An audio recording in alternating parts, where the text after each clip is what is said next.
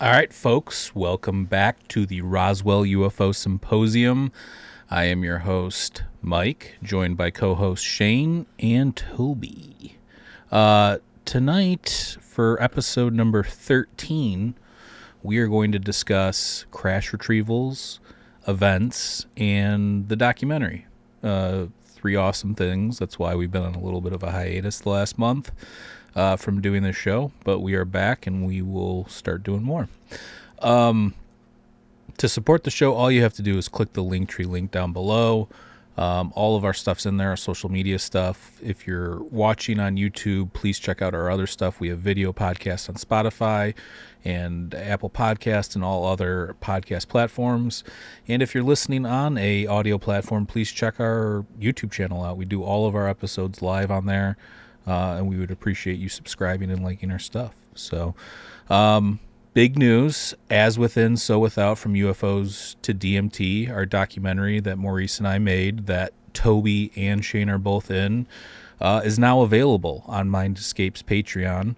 And it will also premiere in the theater at Toby's event, the Roswell Daily Record Film Festival, which will be happening from the end of June to, I think it's June 30th to July 2nd. So you can check it out there. We are working on possibly getting it on a larger platform, but if you want to watch it, just go check it out on the Patreon. I just released a trailer too on Mind Escape's channel if you want to check that out. Both Toby and Shane are also in that. I think that's it to start it off, but welcome back, guys, and pretty eventful month here. Who wants to take it first? I'm still retweeting, so go ahead, Toby. I know you got a lot to say. Yeah. Why don't you Shane tell was us about banned your from- little... Yeah, why don't you tell us about Aliencon? Because I know Shane so badly wants to talk about Aliencon. He was banned from Applebee's, actually. We'll start there. Sounds we- about right. We had a great time at Aliencon. We flew out and got there. The first Friday, we went and checked into the hotel. When I came out, I ran into George Knapp, Jeremy Corbell, said hi to them. My buddy Mark D'Antonio, who's an astronomer, and he's also the head and chief video and photo analyst for MUFON, was there. Ran into him right afterwards. And then the next day is kind of where things kicked off. We were walking around, me, Shane, and then Jared from Twitter, and John, who we all call Mustache. Everybody knows John. So it was fun. We got to sit in on some panels. We got to go to some Q&As, and really, I think Shane should talk about it because I know he's, like you said, he wanted to discuss it so badly. Shane, I take a break completely for a forgot what second. I wanted to. Tell us about Completely forgot what I wanted to talk Aliencon. about. Tell us All about right, Aliencon. Aliencon was cool as hell. Hold on. Tweet sent. Dude, nobody cares about the tweet right now. Who cares? You can Anyway. tweet later. So when we first got there, where we were staying, it was kind of cool because the hotel was adjacent. So equipment wasn't so bad, but if you're hurting like I was, it was pretty rough. But what was cool is Toby and myself, because we were there as press with the Roswell Daily Record, so we ended up kind of getting to talk to people that we kind of, I guess we wanted to, that were speakers. And so we got to ask questions that we wanted to, which was really cool. We actually got to interview Dr. Taylor,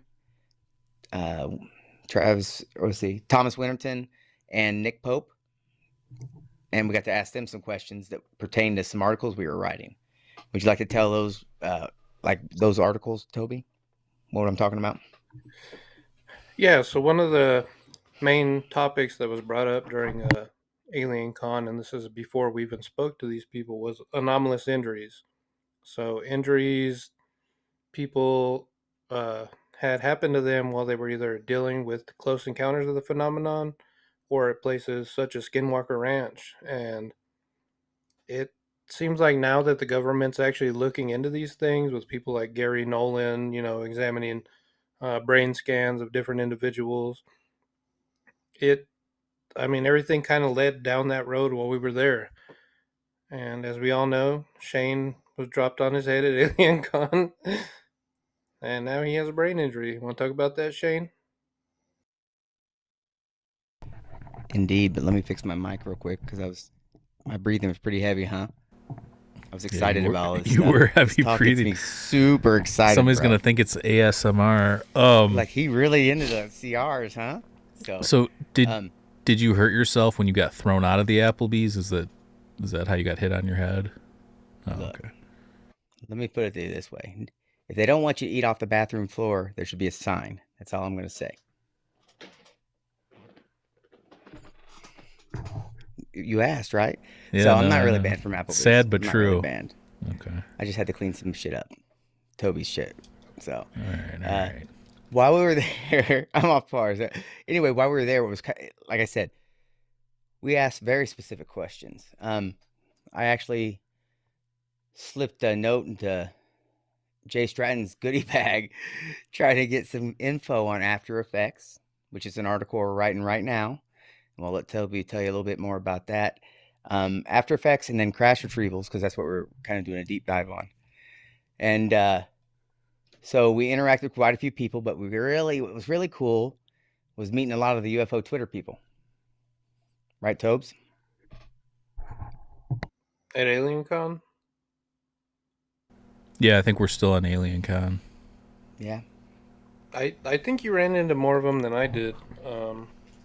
Trying to think of who we met. Well, I mean, other than people you know, like there's John, that dude Jay, Jared, Jedi Camper was there. Those are the ones I meant. Daniel. But I'm glad you hate everyone there, Toby.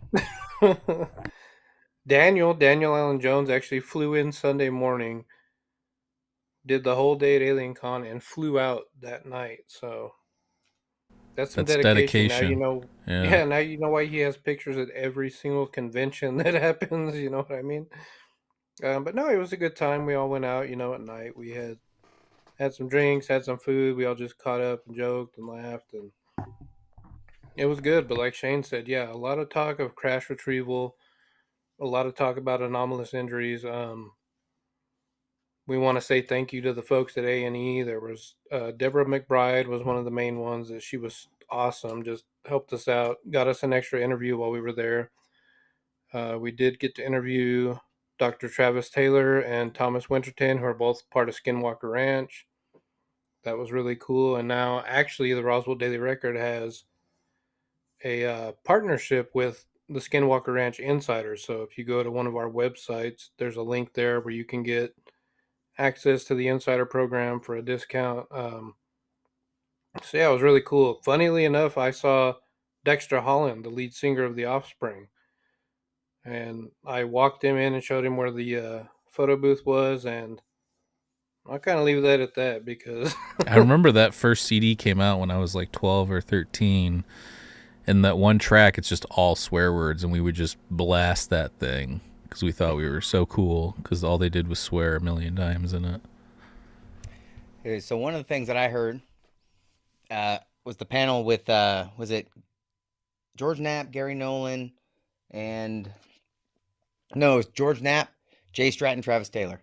So I know that you said crash retrievals, right? So this is things that I'm just kind of picking up, trying to write it down because you're not allowed to record.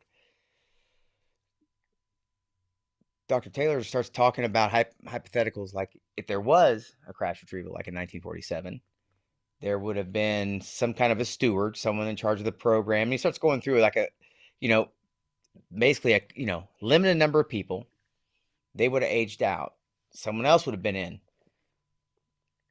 They would have either aged out, coming to, about time for retirement. So the whole whistleblower thing that Christopher Mellon mentioned, when we reached out to him for that article we wrote, he said it's coming back to Roswell. They're looking for Congress with this interagency. They're going to be looking for paperwork from everywhere from 1945 on. I think SAPs and everything, right? So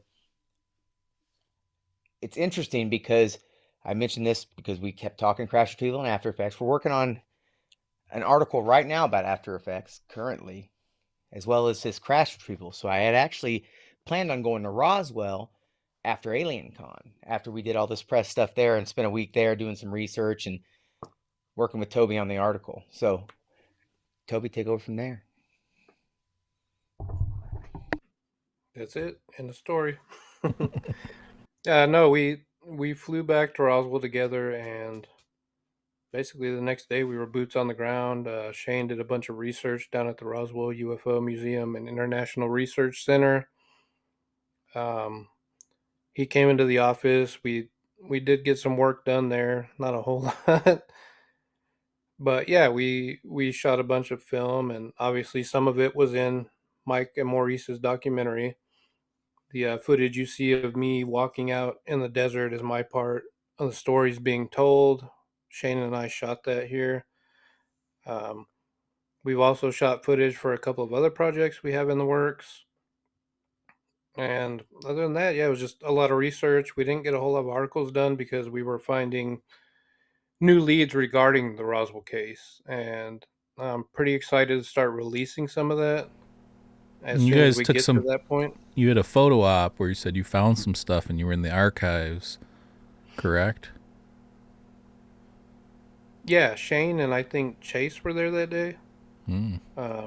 I wasn't at the museum with them, but we're working on, I guess the best I can say is we're working on a new lead for the Roswell incident, a source that hasn't been talked to before, and we've kind of been told not to say much more than that, but some pretty interesting things are starting to come out of that, and I think Shane might have more to say because he's smiling. They don't want me to talk about this. Well, don't talk about it then. Let's just say what Toby said. Also, go back to Weaponized with George Knapp and Corbell. They'll tell you the same thing. Crash retrievals are real. Not only do we have one program, we have multiple. Right behind me, surprised I got it on the first try. Up there, there's a book on crash retrievals, UFO crash retrievals, volume 1 through 7. Leonard Stringfield. There's also UFO Siege, a bunch of other stuff up there, right? You can also go online and find different papers and things like that, but you can find all kinds. Doesn't mean they're all real. But what you do is you start researching based on those, see what you find. Or it's kind of cool because what Toby and I have done, and this is what I will give you. What we have has played out in this way. So we got what Toby said, this original information. With that, we proceeded to go multiple routes. And what we ended up finding is they all kind of kept validating. And so the cool part is there's gold at the end of this rainbow. If it's if we can. And Shane is a leprechaun, so this makes a lot of sense. I'm trying to be general. No, you're good. Say, there's a story no matter what, because it's kind of cool and crazy how it happened. But I'll say that I know Roswell happened. Matter of fact, I'll tell you that this much, that I'm under the impression that what we consider the Roswell incident is a series. It's a UFO flap that happened in July 1947. Matter of fact, there's several incidents within a month span, some within days of each other. Corona. I'm going to say crash it wrong. at Corona. Stan Friedman's a good one. What was the other one? Read. Magda. I said that wrong, right? Magdalena. Thank you, Magdalena. There's another one that says Roswell, and then you've got Aztec. All these different ones, right? But they're within this month span, and you got White Sands nearby. So what I'll say is that Roswell did happen. The reason there's so much conflicting information is there's multiple incidents with real stories that somehow made it out and all that. So what I would be looking for is what Travis Taylor, Dr. Taylor had said.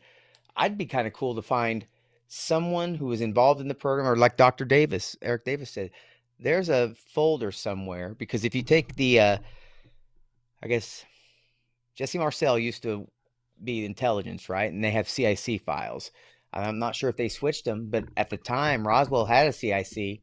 So I don't know if it still does. I'd sure love to have that CIC number if anybody can find it, our proton mail, or whatever it is, because there is a file somewhere. Heck, maybe someone smuggled stuff out.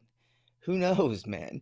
All I know is there's still stuff out there, and there's still people to talk to, and so that's what we're working on right now. It's legit in the aspect of the way we came about the information and keep validating the information keeps us going forward. And that's all you can ask for. And we've, I'd say, worked how many steps now? Multiple? Would you say 3 or 4 steps? When we're and it just keeps on like, oh, interesting. Yeah, I would say we've talked to sources. I mean, both in the know, government wise, and in the know in the private sector. And like Shane said, it's kind of like these 3 different paths, but they're all leading to the same destination.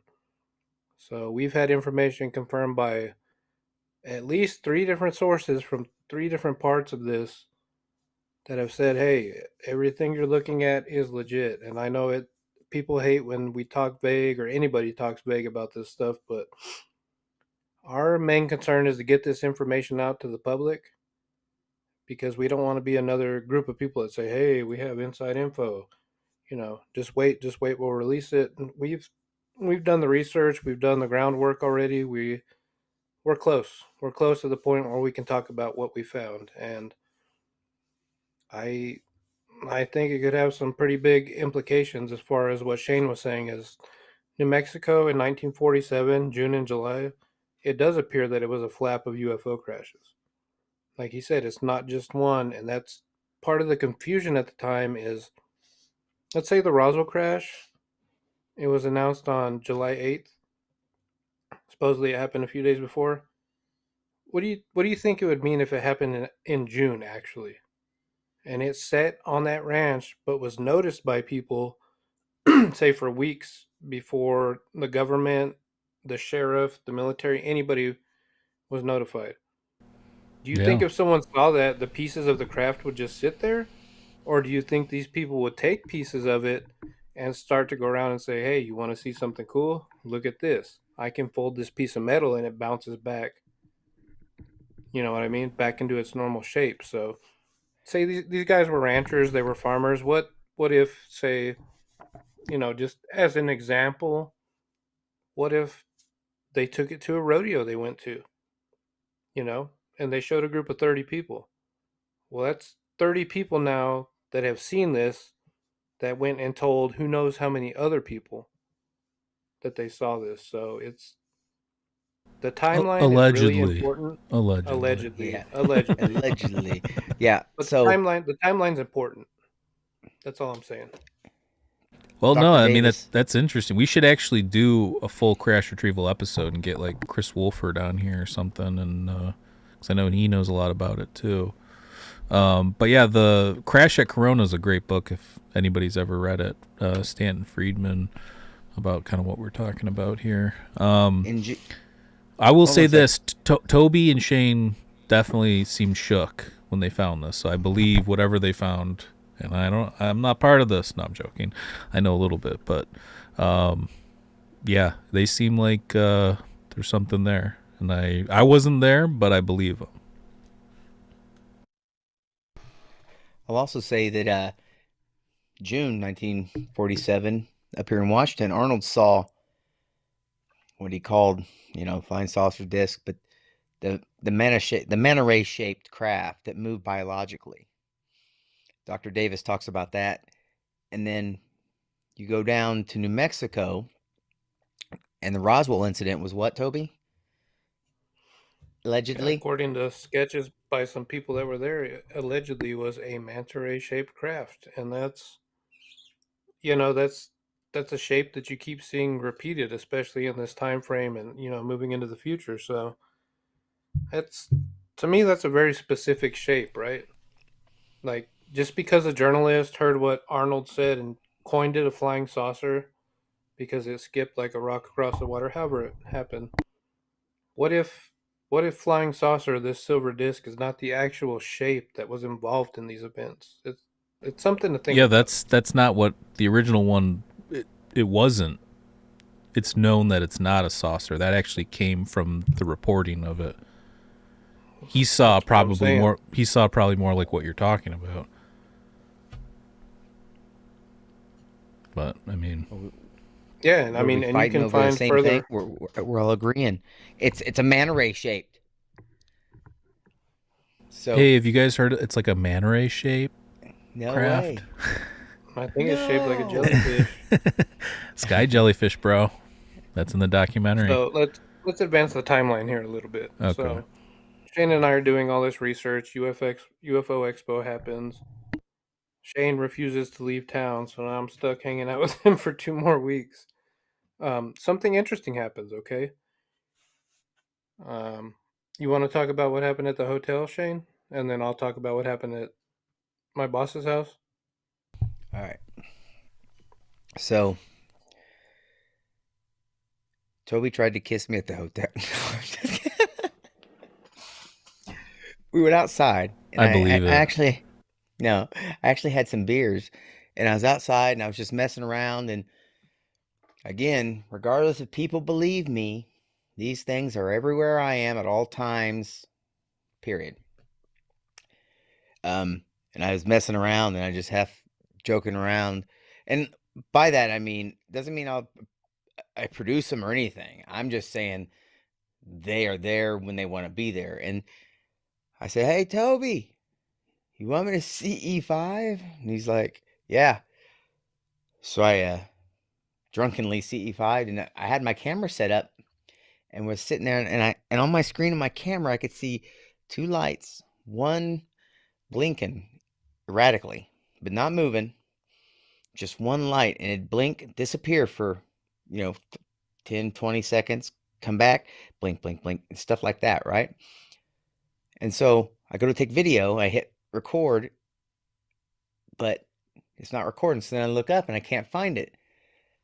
Toby, I yell for Toby, and he comes running. As he gets up there, he's looking at it, and he's like, "What is that?" And I'm like, "I don't know." So we're looking up the sky, we can't see it. We're looking on the screen, we can see it. Sky, screen, and then it shuts off. I'm like, "What the hell?" So I turn it back on. It's still on the screen, but it's not recording, so it's just blinking, but you can't see it in the sky. And I'm like, "What the hell?" And so I yell to the rest, chasing them. But Chase being Chase, he ain't gonna make it. He's like a turtle. So as they're walking up, it shuts off again and it's gone. And then before you tell your story, the very next night, I'm outside my hotel with Mike, Jamie, Chrissy, and Jamie's husband, I think. And my back's to the same direction, same exact spot of the sky. And as we're looking around, they see something come up over my shoulder, and so I turn around and it's like, "Oh, it's probably just a star because it's not blinking or anything like that." And I can't tell if it's moving, but it's a little off a little bit. So I don't pay much attention to turn back around. And I was there maybe 10 seconds, and I turn around and it's gone, completely gone. It was super bright too, because I thought it was like Venus or one of those. It's completely gone. And so we're just standing there, and they're kind of dazed. And then the next night, Toby. So yeah, on the next night, one of the co-owners of the newspaper has some farmland east of town. So they have this really cool metal building where they have like an actual bar set up and everything. So we went out there. I think there were like 7 of us, and we decided, hey, let's try and film a UAP. So Shane comes outside and he starts doing CE5, and then all of a sudden he's like, it's going to come from this direction and it's going to be moving like this. He calls it a sperm. To me, it looked like how a fish swims. Sure enough, there it comes. Everybody sees it. So he does it again, and then from the direction he says this time, it happens again. So everybody's yelling at him, "Go get your camera. Let's record it. Let's record it." As he's going for his camera, he's like, "I'm just warning you guys, it might not show up when I have the camera out here. They don't like being recorded." So he goes and he gets it and he sets up and he does the same thing and nothing happens. I mean, we're there for like 20, 30 minutes with just nothing happening. As soon as he takes his equipment inside, I go to the side of this building where he was and did exactly what he said he did to CE5 it, and bam, another one appears. And it got pretty crazy. My granddaughter ended up spotting one, and then my stepson. And I mean, it was 5 in one night, and that was a span of, I want to say, like 45 minutes to an hour. And, I mean, okay, that's cool, so this can happen when Shane's there. So after Shane goes home, we get the stupid idea. Let's see E5 over the phone. Shane's like, okay, let's do it. So I go out in my front yard, and Shane's like, okay, hold on, I'm doing something. We Hold probably on, I don't gotta want to call the go Air like Force to drop some flares. Stephen Greer style. He's not steroided enough to be Greer. But no, I kid you not. I'm looking at the sky, and then sure enough, there's one of these. They're swimmers. They're like orangish yellow, and they swim just like a fish, like a biological entity, right? So, I mean, I don't know how else to explain it other than there's something up there. What are we calling these things? Sky sperms? No, Shane's not in charge of naming them. That's the best name ever. Look, you can go back to my spaces a year ago, and I'm talking about these things. Different parts of the sky coming all sky sperm, tadpoles, whatever you want to call them. Sorry. Whatever you want to call them. Talking about them doing just that, to the point that my family, I introduce them that way. Anybody else, like, it's going to do this, and I'm not necessarily calling necessarily the right direction, but they come from, look, you can get your apps out and check. It's not satellites, not aircraft. I know that. It goes across the sky quickly, if you think about how quickly it moves out of the sky, but it goes up at different heights in different directions quickly. And it's multiple, because I've seen multiple. It's my opinion. It's the same shit that I see here up near Rainier. It doesn't matter anywhere. So, and on top of that, everywhere I've looked, found, I've done nothing but find information. Yakima Valley is a hot spot.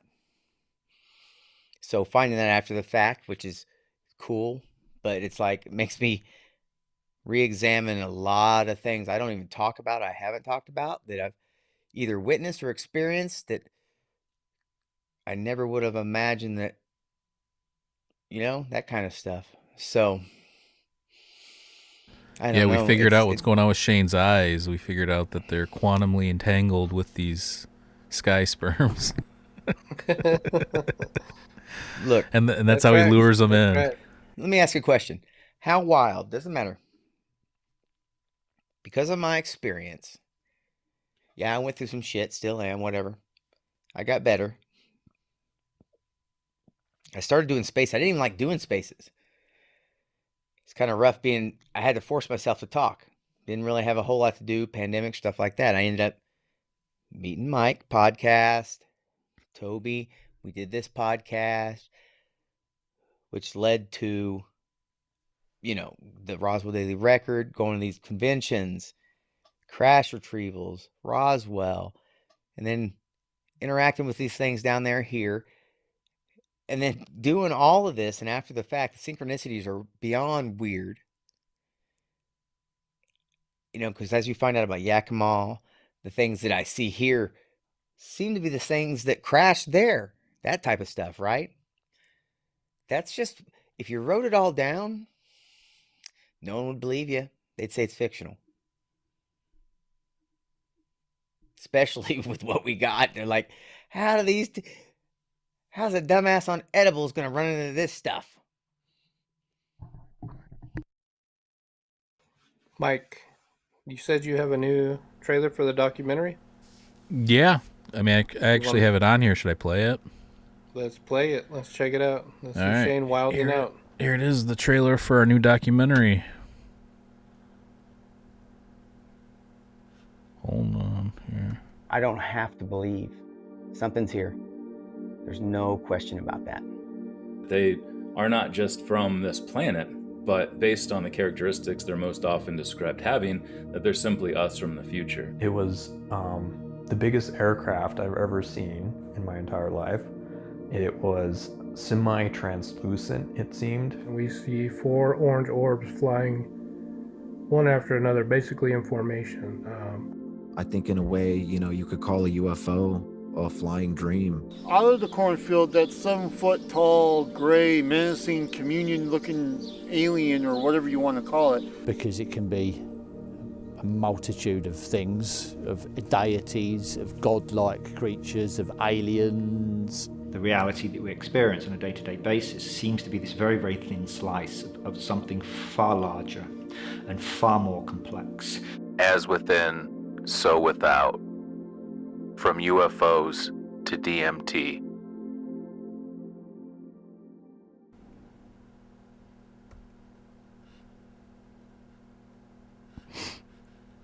Okay.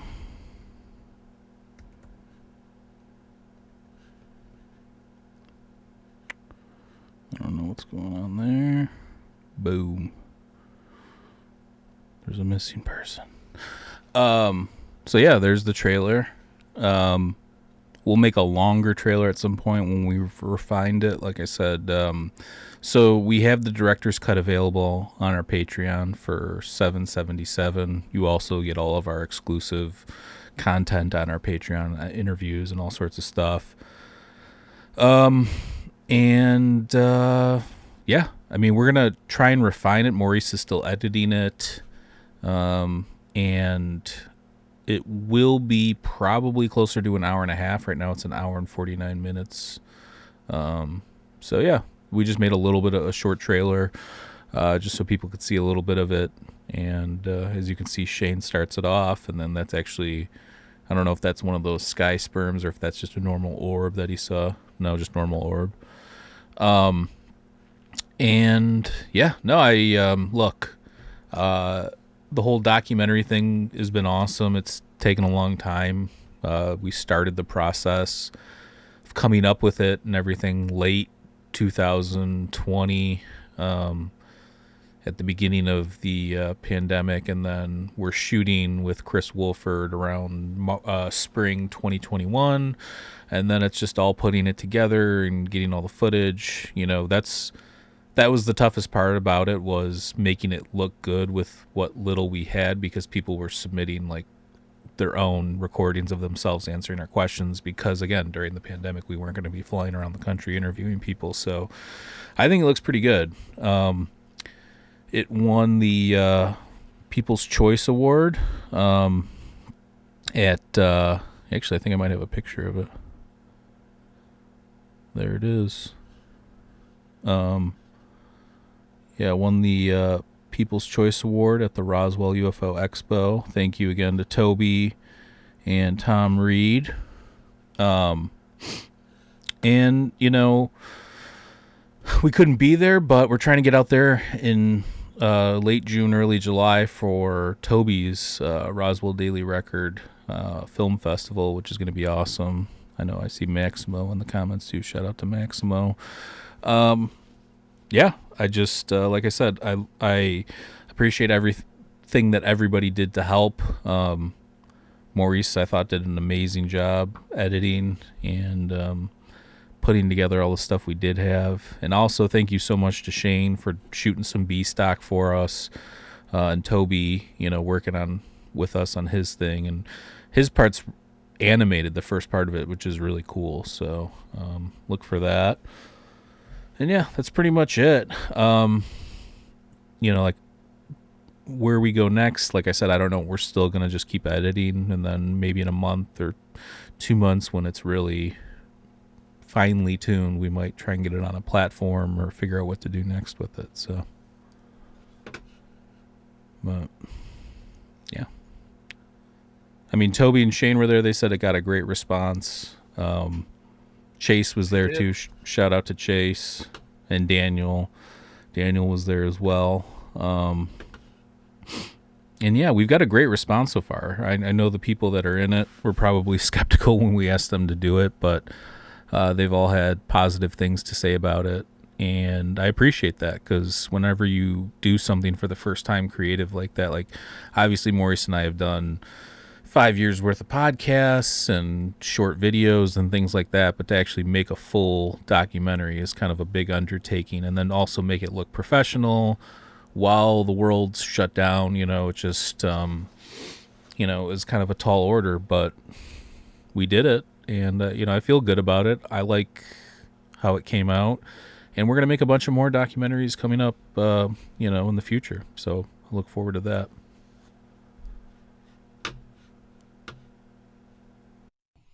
I'll say that I'm actually tired as heck right now. I've been getting, because my time change is still kind of messed up. We'll wrap it up. We'll keep it short. Yeah, we should probably keep it short tonight. And I'm a little burnt out on the UFO, just nonstop crash retrieval stuff. I want to get you guys some information, so let's talk about something super cool like Bigfoot. Bigfoot's real. Dude. Fight me over it. Dude, show me Bigfoot, bro. Don't ask. Come over here. I'll show you Bigfoot. Where? Matter of fact, do you have a picture or video? Sasquatch is looking for you. Have you seen that stabilized? They did a stabilized version of the Gimlin video. Yeah, the muscles. But it looks like a human when they stabilized it. No, Shane's it looks like 5'3", a massive female. Okay, here we go. It has breasts and big old booty. It's a Bigfoot. You're crazy. It's a Bigfoot. They're all one and the same. So you don't think it's the guy that's his friend that lives down the road from him that claims it was him in the suit? It is not. I'm telling you. Why would he wait that long to tell that story? Bigfoot's real. The government knows. They probably got a little. I know. Toby was telling me some house for him and secret Bigfoot man. shit, and I'm just like, I want to believe this, but I don't They think probably so. got a house for Bigfoot and everything, dude. Hey, I wouldn't doubt it. I'm just telling you. I think Toby believes, bro. Toby's a If the believer. government's gonna keep. Let me put it this way. 100%. If Bigfoot was real, and that means the government would know. I'm not saying it if it is or not. But if they lied to us about UFOs, which we know they do, they're going to lie to us about Bigfoot. Well, according to Dorothy Izot, those Bigfoots are flying the UFOs, right? Isn't that what It's all one and the same, the phenomena. Come on. Yeah. Well, that's what's in our documentary, actually. Dr. Greg Little mentions plasmas and how those could be the source of all these plasmoids and how they could be the source of all these experiences. So, but yeah, let's wrap it up here, boys. We got, we'll start doing plenty of episodes here coming up. We just wanted to kind of get back in the swing of things after this busy month that we had. And, before we took the break, we had John Burroughs on. If you haven't watched that episode, please go check that out. We also had James Fox on, which was awesome, and he revealed some stuff, his new thing that he's working on in DC and everything. So go check out those episodes if you have not already. On Mind Escape, I just had Dr. Andrew Gallimore on. I did a couple episodes with P.D. Newman, a couple with Leah Prime. Shane's been on a few. And Toby, and we got a kitty in the mix. The last episode of Mind Escape, we talk about the documentary. Both Shane and Toby are on that episode, so check that out.